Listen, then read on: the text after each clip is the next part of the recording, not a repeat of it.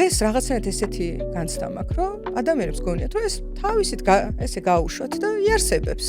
ფსიქიკა, კარგი ფსიქიკა აქვს ადამიანს, ჯანსაღი ფსიქიკით დაიბადა, ეს რაღაც სტერეოტიპული აზროვნება და აჰა, ყველაფერი კარგად არის, გაუშვათ.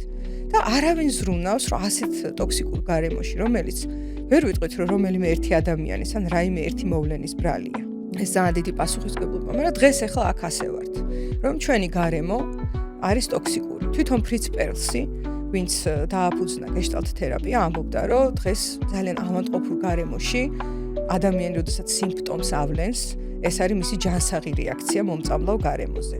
ეს გავს იმას, რომ შეჭამო რაიმე მომწამლავი ნივთიერება და შემდეგ გული გერევა. კი, გულის რევა სიმპტომია, მოსაგვარებელია, მაგრამ ეს ისე კი არ არის, რომ შენ ორგანიზმს რაიმე აერია და იმიტომ გერევა. ეს იმიტომ გერევა გული, რომ ის ცდილობს გათავისუფლდეს იმ მოწამვლისგან. ასევე მუშაობს ფსიქიკაც.